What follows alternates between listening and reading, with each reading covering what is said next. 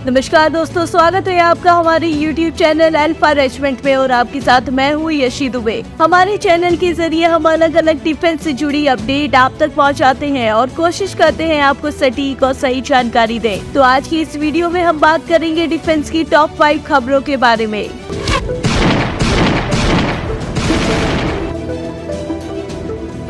Alpha Regiment.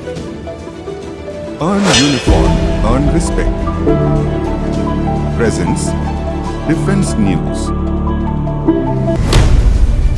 Indian coast guard और नौसेना खरीदेंगे 15 C-295 परिवहन विमान। जी हाँ दोस्तों, रक्षा क्षेत्र में मेक इन इंडिया को एक बड़ा बढ़ावा देते हुए इंडियन कोस्ट गार्ड और नौसेना 15 C-295 परिवहन विमान खरीदेंगे, जिनका निर्माण भारत में संयुक्त रूप से किया जा रहा है। इन 15 विमानों के अधिग्रहण के प्रस्ताव रक्षा मंत्रालय में अंतिम चरण पर है, जिनमें 9 विमान नौसेना द्वारा खरीदे जाएंगे, जबकि 6 विमान इंडियन कोस्ट गार्ड द्वारा खरीदे जाएंगे। वहीं रक्षा अधिकारियों ने बताया कि परिवहन विमान आवश्यक रडार और सेंसर से लैस होगा और रक्षा अनुसंधान और विकास संगठन के सेंटर ऑफ एयरबोर्न सिस्टम द्वारा समुद्री विमान में बदल दिया जाएगा।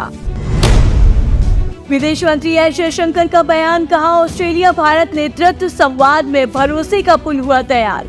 भारत ऑस्ट्रेलिया लीडरशिप डायलॉग को संबोधित करते हुए विदेश मंत्री एस जयशंकर ने कहा कि इस बातचीत का उद्देश्य समान सोच वाले देशों के मध्य भरोसे और सहयोग को बढ़ाना है। वहीं भारत ऑस्ट्रेलिया के बीच इस बातचीत की थीम ब्रिज ऑफ भरोसा रखी गई। भारत ऑस्ट्रेलिया के बीच इस बातचीत में एक दूसरे के प्रति भरोसा बढ़ाने, शांत और समृद्ध हिंद प्रशांत महासागर बनाने पर फोकस किया गया। वहीं इस बातचीत के 6ठे संस्करण का आयोजन वर्चुअली किया गया।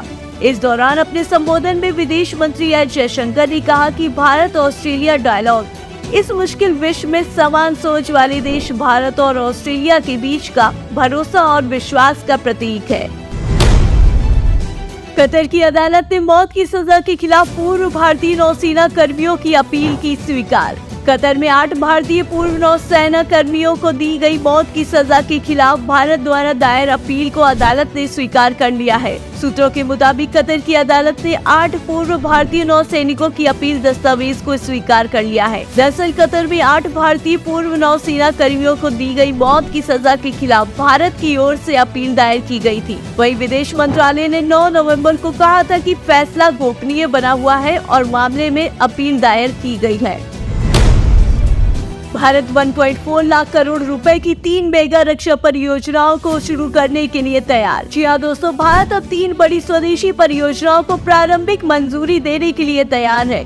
इसकी कुल लागत लगभग 1.4 लाख करोड़ रुपए होगी। इस योजना के तहत एयरक्राफ्ट कैरियर, तेजस फाइटर और 156 प्रचंड हल्के लड़ाकू हेलीकॉप्टर तैयार किए जाएंगे। जानकारी के मुताबिक रक्षा मंत्री राजनाथ सिंह रक्षा अधिग्रहण परिषद की बैठक 30 नवंबर को करेंगे, जिसमें इन 3 महत्वपूर्ण प्रोजेक्ट के लिए खरीद प्रक्रिया की पहली मंजूरी मिलने की संभावना है। वहीं आवश्यकता की स्वीकृति होने के बाद ये खरीद प्रक्रिया की दिशा में पहला कदम होगा। केंद्रीय मंत्री जितेंद्र सिंह का बयान, कहा भारत की आंतरिक अर्थव्यवस्था आगामी सालों में $100 अरब तक पहुंचने की उम्मीद। केंद्रीय मंत्री डॉक्टर जितेंद्र सिंह ने अपने बयान में कहा कि प्रधानमंत्री नरेंद्र मोदी के गतिशील नेतृत्व में भारत की आंतरिक अर्थव्यवस्था विशेष रूप से पिछले 10 सालों से काफी ज्यादा बढ़ रही है। उन्होंने कहा कि आंतरिक क्षेत्र के खुलने, आंतरिक स्टार्टअप और उद्योग संबंधों के उद्भव के कारण भारत की आंतरिक अर्थव्यवस्था आने वाले सालों में $100 अरब तक पहुँच सकती है। वहीं आजादी के बाद से भारत की यात्रा में वैज्ञानिक परिवर्तन पिछले 10 साल में एक महत्वपूर्ण अवधि रहे हैं।